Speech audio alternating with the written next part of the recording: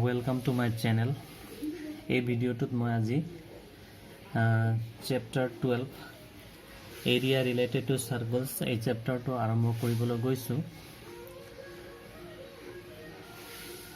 গতিকে আপোনালোকে যদি মোৰ চেনেলটো এতিয়ালৈকে সাবস্ক্ৰাইব কৰা নাই কাইন্ডলি সাবস্ক্ৰাইব কৰি ল'ব। যদি সাবস্ক্ৰাইব কৰোতে অসুবিধা হয় মই ফেসবুকত দিয়া লিংকৰ পৰা যদি সাবস্ক্ৰাইব কৰিবলৈ অসুবিধা হয় তেতিয়া আপোনালোকে ইউটিউব চেনেলত গৈ তাত সাৰ্চ বাৰত গণিত আসাম এটো টাইপ কৰিব আৰু সাৰ্চ কৰাৰ পিছত মোৰ চেনেলটো উলাই পৰিব। তাত গৈ তেতিয়া সাবস্ক্ৰাইব কৰি ল'ব পাৰিব আৰু নটিফিকেশন যেটো বেল আইকন থাকে এটো প্ৰেছ কৰিব যাতে মই নতুন ভিডিও আপলোড কৰাৰ লগে লগে আপুনি প্ৰথমতে পাই যাব। গতিকে দেৰি নকৰাকৈ আৰম্ভ কৰো। এৰিয়া ৰিলেটেড টু সাৰ্কলস মানে সাৰ্কুলাৰ এৰিয়া কেনেকৈ ওলোৱা যায় তাৰ বিষয়ে আলোচনা কৰিম। প্ৰথমতে হেতু জানিবৰ কাৰণে সাৰ্কুলাৰ বিষয়ে অলপ জানিব লাগিব। গতিকে সাৰ্কুলাৰ চিত্ৰটো এনেকুৱা হ'ব, এটা সেন্টাৰ থাকিব, এটা ৰেডিয়াস থাকিব। যদি ডেফিনেশন দিব বিচাৰো তেতিয়া এটো হ'ব the locus of a point, এটো পয়েন্ট, locus মানে এটো path, the locus of a point on a plane which distance from a particular point to it is fixed everywhere. মানে a point or locus যার distance from the particular point is always fixed and this distance is known as radius and the particular point is known as center of the circle. মানে যিকোনো পয়েন্টৰ পৰা যদি ডিসটেন্সটো লওঁ এই distance গোটেইখিনি সমান হয় আৰু এটোকে ৰেডিয়াস বুলি কয়। The next term to is segment. It was a circle. This is the center. This is chord. Chord means a line joining any two points of the circles.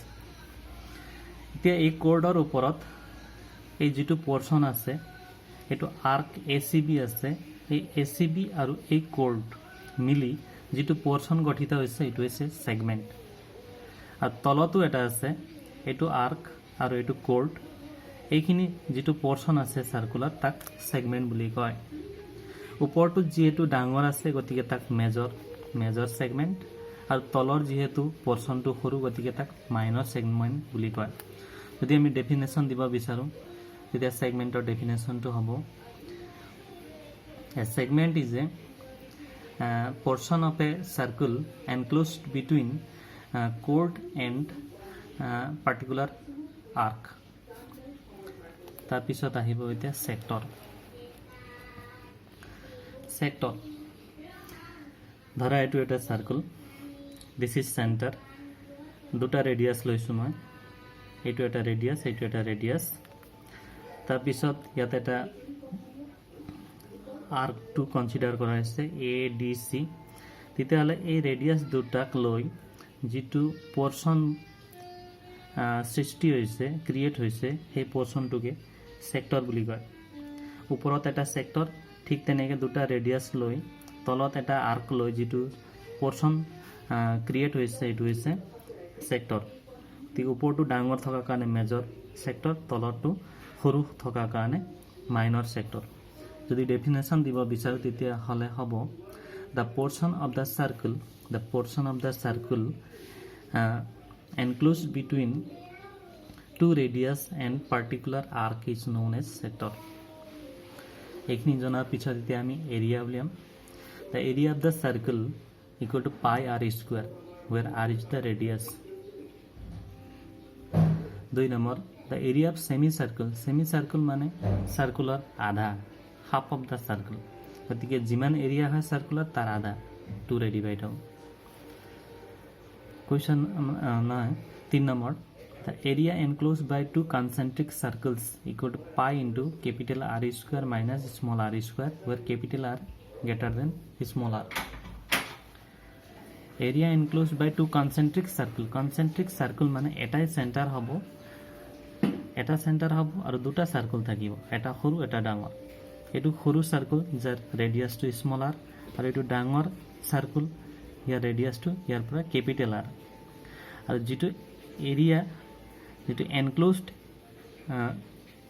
Portion হয় এইখিনি যেটো মই দাগ দিছো এইখিনি এনক্লোজড পোর্শন এই enclosed পোৰ্শনৰ এৰিয়াটো কি হ'ব এই ডাঙৰ সাৰ্কুলাৰ এৰিয়াৰ পৰা সৰু সাৰ্কুলাৰ এৰিয়াটো মাইনাস কৰি দিব লাগিব ডাঙৰ সাৰ্কুলাৰ এৰিয়া হ'ব পাই ক্যাপিটাল R স্কয়াৰ আৰু সৰু সাৰ্কুলাৰ এৰিয়াটো হ'ব পাই স্মল r স্কয়াৰ গতিকে ডাঙৰটো পৰা মাইনাস কৰিলে হ'ব পাইটো কমন হলে ব্ৰেকেটত হ'ব capital R square minus small r square where capital R is greater than small r এইটো ডাঙৰ হ'ব লাগিব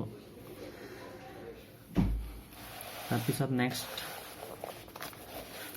next হ'ব the arc length small l of a sector of angle theta in a circle of radius r is given by small l equal to theta divided by 360 degree into 2 pi r.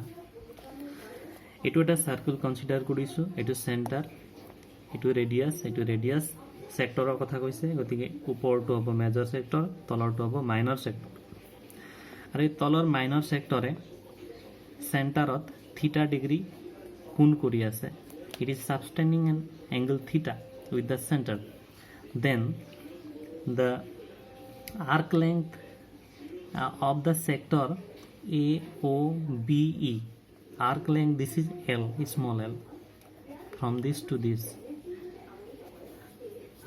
L is given by theta divided by 360 etu theta গোটেই এঙ্গলটো হ'ব circular centre এটা 360 degree থাকে গতিকে 360 এর ভিতৰত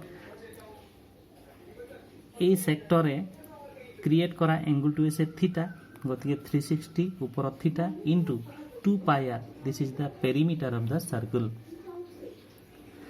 গতিকে কি কৰিলো টোটাল 360 ডিগ্ৰি থাকে তাৰ ভিতৰ পৰা থিটাটো লোৱা হৈছে এই সেক্টৰে থিটা ডিগ্ৰি এঙ্গল কৰি আছিল গতিকে থিটা ডিগ্ৰিটো ওপৰত ইনটু 2 পাই r মানে পেরিমিটার মানে এই গোটেই boundary লেংথটো where L is the length of the arc AEB.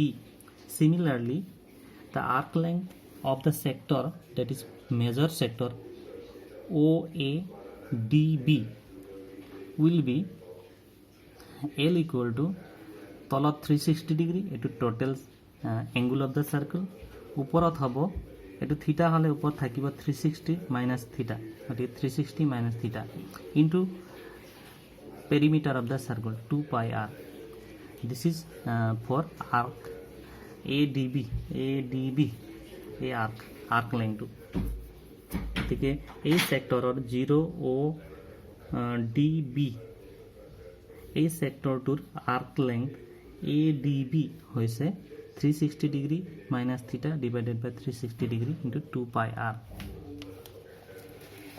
Next, if an arc subtends an angle theta, then area of the corresponding sector is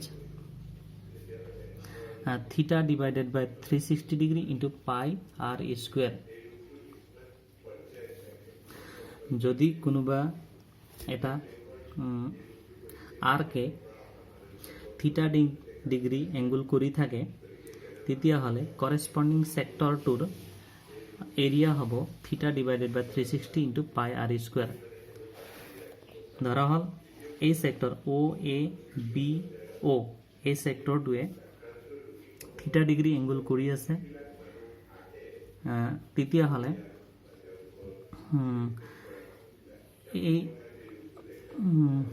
এই সেক্টৰটোৰ OABO সেক্টৰটোৰ এৰিয়াটো হ'ব থিটা divided by 360 degree into pi r square. 6. Angle described by minute hand in angle described by minute hand in 60 minute equal to 360 degree. এটো মানে কি minute hand আমি ঘড়ির কাটা যদি ঘড়িটো কনসিডার কৰো তেতিয়া হলে 12 পৰা আকৌ 12 লৈ আহি পাওঁতে তেতিয়া কি হ'ব টোটেল